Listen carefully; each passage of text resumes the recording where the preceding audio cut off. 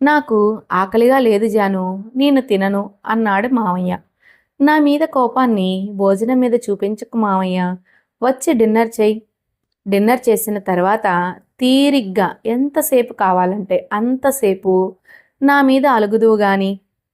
ఇప్పుడైతే వచ్చి డిన్నర్ చెయ్యి మావయ్య. నేను ప్రేమించిన వ్యక్తితో టైం స్పెండ్ చేయాలని అనుకోవడం, కలిసి డిన్నర్ చేయాలి అనుకోవడం తప్పా జాను? నీకోసం నేను ఇక్కడ పిచ్చివాడిలా వెయిట్ చేస్తూ ఉంటే నువ్వు అక్కడ మీ సార్కి కంపెనీ ఇస్తున్నావు. ఇదేనా నువ్వు నాకు ఇచ్చే వాల్యూ? చాలా హర్టింగ్గా ఉంది జాను. నువ్వు నాకన్నా ఇంకెవరికో ఎక్కువ ప్రయారిటీ ఇవ్వడం నేను అస్సలు భరించలేను అని బేస్ వాయిస్తో చెప్పాడు మామయ్య. అయ్యో మామయ్య, నువ్వు చాలా తప్పుగా అర్థం చేసుకుంటున్నావు.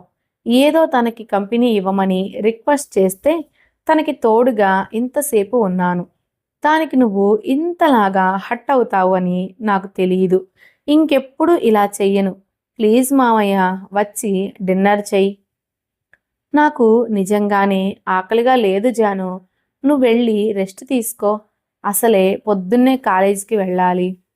నీ కోపం ఎలా పోగొట్టాలి అనేది నాకు తెలుసు. మామయ్య, ఒకసారి లేచి నుంచో. ఎందుకు? అబ్బా, ఒకసారి నుంచో మామయ్య, చెప్తాను. సరే అని మామయ్య నిల్చున్నాడు. నేను వెళ్ళి మావయ్యని గట్టిగా హగ్ చేసుకున్నాను. సారీ మావయ్య, ఇంకెప్పుడు ఇలా చెయ్యను అని చెప్పాను నేను. మామయ్య సైలెంట్గా ఉన్నాడు. నువ్వు డిన్నర్ చేస్తే నీకు లిప్ లాక్ ఇస్తాను. ఇంక నీ ఇష్టం. లిప్ లాక్ కావాలి అంటే వెళ్ళి డిన్నర్ చెయ్యి. లేదు అంటే చెప్పు, నేను నా గదికి వెళ్ళి నిద్రపోతాను. ఏంటి, చిన్న పిల్లలకి ఐస్ క్రీమ్ ఆశ చూపించినట్లు నాకు లిప్ లాక్ ఆశ చూపిస్తున్నావా? అభిరామ్ ఇక్కడ తగ్గేదేలే. నీ లిప్ లాక్కి టెంప్ట్ అయ్యేదేలే అని అల్లు అర్జున్ డైలాగ్ కొట్టాడు నా మామయ్య. సరే, నిన్ను బాధ పెట్టాను కదా అని నీకు రొమాంటిక్ ట్రీట్ ఇద్దాము అనుకున్నాను. నువ్వు అక్కర్లేదు అంటున్నావు కదా. నేను నా రూమ్కి వెళ్ళి నిద్రపోతాను అని నా రూమ్కి వెళ్ళిపోయాను నేను. వెంటనే నాకు ఒక ఐడియా వచ్చింది. నేను వాష్రూమ్లోకి వెళ్ళి ఫ్రెష్ అప్ అయి మావయ్య నాకు కొనిపెట్టిన రెడ్ కలర్ షార్ట్ ఫ్రాక్ వేసుకున్నాను. ఈ డ్రెస్లో నన్ను మావయ్య చూస్తే ఖచ్చితంగా టెంప్ట్ అయిపోతాడు. ఈ డ్రెస్ పర్సనల్ డ్రెస్. కేవలం మేము ఇద్దరం ఉన్నప్పుడు మాత్రమే నేను వేసుకుంటాను. డ్రెస్లో నుంచి నా క్లివేజ్ కొంచెం కనిపిస్తుంది. మావయ్యని టెంప్ట్ చేయాలి అంటే ఈ మాత్రం ఉండాలి అని నాకు తెలుసు. మావయ్య గదిలోకి వెళ్ళాను. తను ల్యాప్టాప్లో ఏదో వర్క్ చేసుకుంటున్నాడు. వెళ్ళి తన ముందర నిలుచున్నాను. తను నన్ను ఆ డ్రెస్లో చూసి షాక్ అయిపోయాడు. అలా 5 నిమిషాలు నన్ను చూస్తూ ఉండిపోయాడు. ఏంటి, అంత నచ్చానా అని అడిగాను నేను. అదేమీ లేదు, వెళ్ళి నిద్రపోతాను అని ఏవో ప్రగల్భాలు పలికావు. ఇప్పుడు ఈ డ్రెస్ వేసుకొని నా దగ్గరికి వచ్చావు. ఏంటి సంగతి అని అడిగాడు మామయ్య. ఈ టెక్కి ఏమీ తక్కువ లేదని మనసులో అనుకున్నాను. ఏం లేదు మామయ్య, రూమ్లో నాకు నిద్ర పట్టడం లేదు. కాసేపు నీతో కబుర్లు చెబుదాము అని వచ్చాను. నాకు చాలా వర్క్ ఉంది. ఇప్పుడు నీతో కబుర్లు చెప్పుకునే అంత టైం నాకు లేదు అని మామయ్య అన్నాడు. సరే, నేను ఇక్కడే నీ బెడ్ మీద నిద్రపోతాను. నువ్వు వర్క్ చేసుకో, సరేనా అని అన్నాను నేను. ఏమీ అక్కర్లేదు, నువ్వు వెళ్ళి నీ రూమ్లో పడుకో అని ఫుల్ ఆటిట్యూడ్తో చెప్పాడు మామయ్య. అంతేనా మామయ్య? నాకు రూమ్లో భయం వేస్తుంది అని నీ దగ్గరికి వస్తే నన్ను వెళ్ళిపోమంటావా అని బాధగా ఫేస్ పెట్టాను. సరే పడుకో అని మామయ్య చెప్పాడు.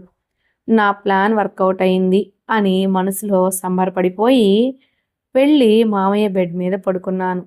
తన చేతిలో ల్యాప్టాప్ ఉంది, కానీ తన దృష్టి అంతా నా మీదే ఉంది. అతి కష్టం మీద తనను తాను కంట్రోల్ చేసుకుంటున్నాడు అని నాకు తెలుసు.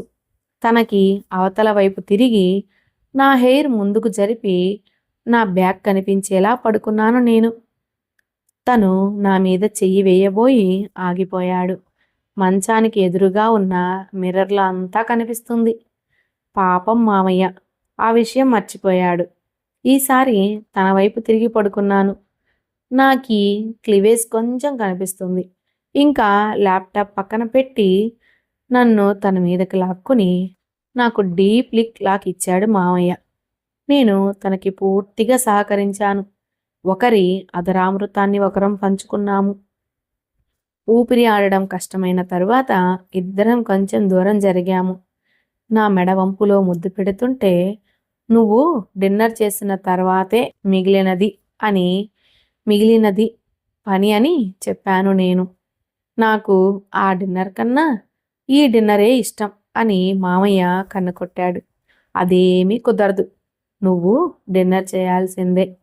ఈ డ్రెస్తో నేను కిందికి వెళ్ళలేను గాని మల్లికని ప్లేట్లో డిన్నర్ వడ్డించమని చెప్పి నీ ప్లేట్ తీసుకొని మన రూంలోకి రా. ఈరోజు నీకు నేను తినిపిస్తాను అని చెప్పాను నేను. సరే జాను అని నా నుదుటి మీద కిస్ చేసి డిన్నర్ తెచ్చుకోవడానికి వెళ్ళిపోయాడు మామయ్య. చెప్పినట్లుగానే డిన్నర్ రూంలోకి తీసుకొచ్చాడు. నేను తనకి ప్రేమగా తినిపించాను. తినడం అయిన తర్వాత తన ప్లేట్ తీసుకెళ్ళి కిచెన్ సింక్లో పెట్టేశాడు. రూంలోకి వచ్చి జాను ఇంకా స్టార్ట్ చేద్దామా అన్నాడు.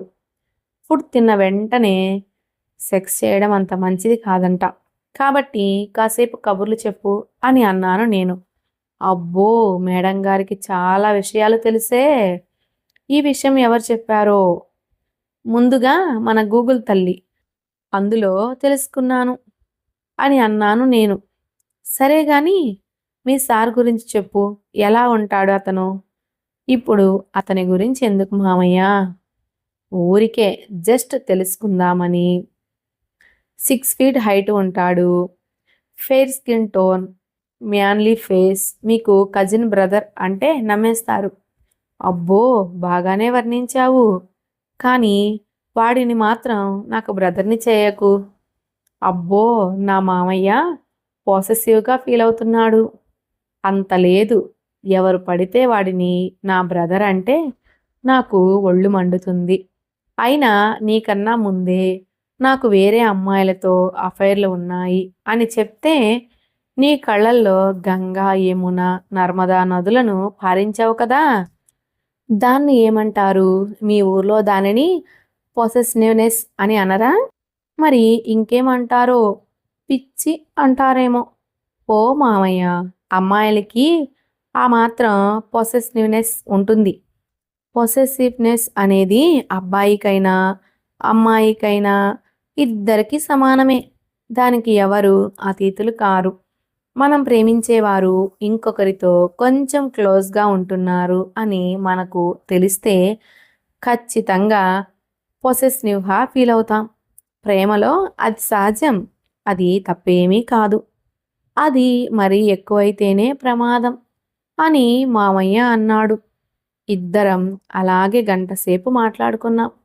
తర్వాత మామయ్య నన్ను తన మీదకి లాక్కొని నా మెడ వంపులో ముద్దు పెట్టాడు.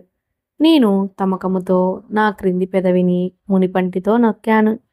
తరువాత నా పెదాలకు తన పెదాలను జత చేశాడు. ఒకరి అధరామృతాన్ని ఒకరం పంచుకున్నాము.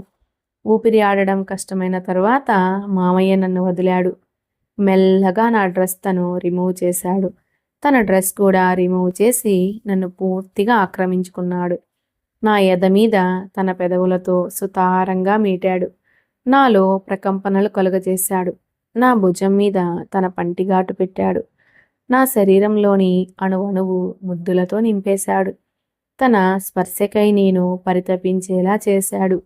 చిరతపులి తన వేగాన్ని పెంచుతూ నాకు నొప్పిని, హాయిని ఒకేసారి కలగజేశాడు. ప్రణయ యుద్ధంలో అలసిపోయిన తర్వాత ఇద్దరం ఒకరినొకరం ఆలింగనం చేసుకొని నిద్రపోయాము. తను నా పక్కన ఉంటే నాకు చాలా ధైర్యంగా ఉంటుంది. తన స్పర్శకై నా మనసు, తనువు పరితపిస్తుంది. బహుశా ప్రేమంటే ఇదేనేమో. మనం ప్రేమించేవాళ్ళు మనల్ని ప్రేమగా చూసే ఆ చూపు చాలు. ప్రేమతో కూడిన వాళ్ళ స్పర్శ చాలు. మనం జీవితాంతం సంతోషంగా బ్రతికేయడానికి. నా వరకు నా సర్వస్వం నాకు నా మామయ్యే. తన ప్రేమ సంద్రంలో ఎప్పటికీ నేను ఇలాగే తడిచిపోవాలని ఆ దేవుడిని కోరుకుంటున్నాను. పొద్దున 6:30కి నాకు తెలివి వచ్చింది. నిద్ర లేచి నా పక్కన ఉన్న మావయ్యని చూశాను. ఆటోమేటిక్గా నా మొహంలోకి నవ్వు వచ్చి చేరింది. రాత్రి మా మధ్య జరిగింది తెలుసుకొని నాకు సిగ్గు వేసింది. మావయ్య నుదుటి మీద ముద్దు పెట్టి లేచి నా బట్టలు వేసుకొని నా రూమ్లోకి వెళ్ళాను నేను. రూమ్లోకి వెళ్ళి నా మొబైల్ ఆన్ చేసి చూడగానే మిస్టర్ ఆటిట్యూడ్ని 30 మిస్డ్ కాల్స్ ఉన్నాయి. విక్రమ్ సార్ నాకు ఎందుకు ఇన్నిసార్లు కాల్ చేశారో అని కంగారు పడ్డాను నేను. విన్నారు కదండి, నచ్చిందా? నచ్చితే ఒక లైక్ చేసి షేర్ చేసి మన ఛానల్ని సబ్స్క్రైబ్ చేసుకోండి. Thank you.